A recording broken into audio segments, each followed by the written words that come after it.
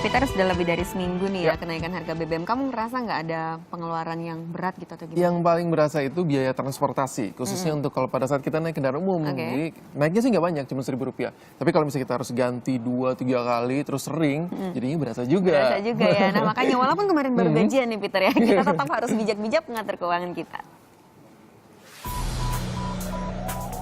Selain pekan silam, Presiden Joko Widodo mengumumkan kenaikan harga BBM bersubsidi sebesar Rp2.000. Premium yang semula Rp6.500 naik menjadi Rp8.500. Sedangkan solar dari Rp5.500 menjadi Rp7.500. Kenaikan ini dipastikan berimbas terhadap kenaikan harga lain, apalagi tarif transportasi umum. Sebelum pengumuman tarif resmi, sejumlah supir sudah menaikkan tarif dari Rp500 hingga Rp1.000 per penumpang. Sekarang kita beli bensin udah naik. Kalau nggak naik, ya tekornya lebih jauh lah ya.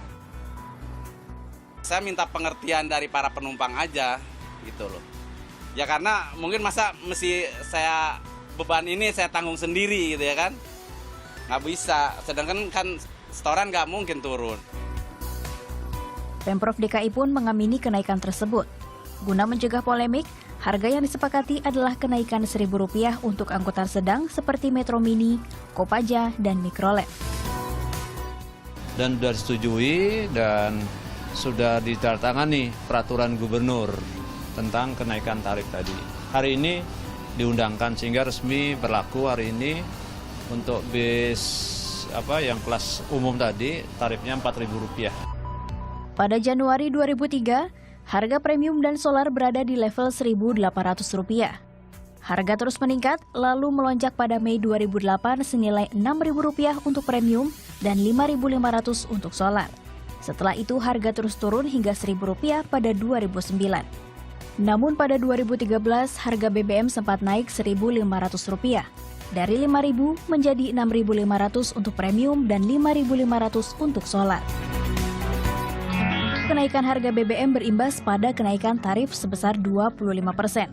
Sehingga kenaikan tarif 10% tak sepadan dengan kenaikan harga BBM sebesar Rp2.000.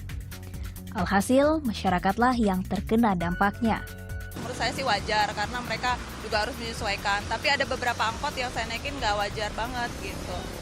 Jadi kalau kenaikannya sesuai dengan kenaikan BBM, menurut saya sih nggak masalah. Tentunya pada akhirnya pengeluaran ya, karena pengeluaran buat transportasi kan di dalam 1 bulan kita sudah menentukan sekian, terus kemudian tiba-tiba naik, otomatis ada penyesuaian.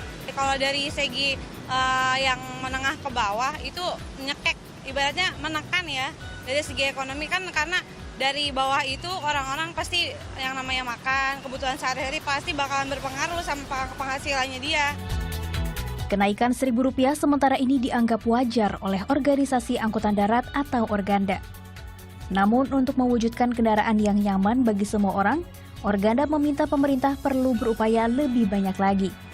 Naik Rp1.000 itu bisa membantu mereka tetap melaksanakan kegiatan, tapi kalau dibilang untuk meremajakan 100%, itu nggak akan mudah kalau tidak dibantu dengan skema namanya financial incentive gitu.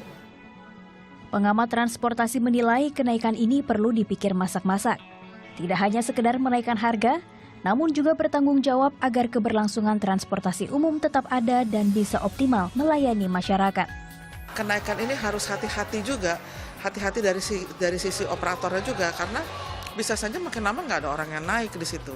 Tetapi biaya operasi kendaraan juga naik, jadi itu harus diambil kebijakan ya oleh pemerintah untuk menolong itu gitu. Misalnya tetap menerapkan BBM bersubsidi untuk angkutan umum plat kuning, jelas itu plat kuning.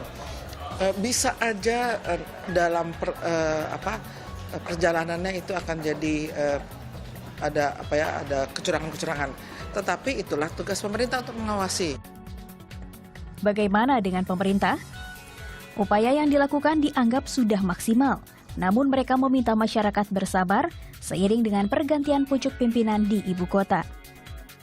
Secara langkah-langkah kita sudah berusaha semaksimal mungkin. Kan tidak mungkin begitu tarif naik terus kemudian kita tetapkan kenaikannya kan, begitu BBM naik. Kita harus survei dulu ke lapangan, kita pantau kenaikan komponen-komponennya seperti apa. Itu karena kita memperhitungkan kenaikan tarif berdasarkan data itu. Kenaikan tarif transportasi dipastikan berdampak luas bagi sejumlah aspek kehidupan masyarakat. Perlu langkah bijak dan kreatif agar keadaan ini bisa dihadapi dengan baik. Farhana Halid, Nugrahanto Margo, melaporkan untuk NET. Saya setuju banget ya, Tengah. Sekarang ini tinggal kita bagaimana pinter-pinter mengatur keuangan kita. Kita harus sekreatif mungkin Betul. untuk menyisihkan seperti itu ya, Betul Fitri ya. sekali. Terus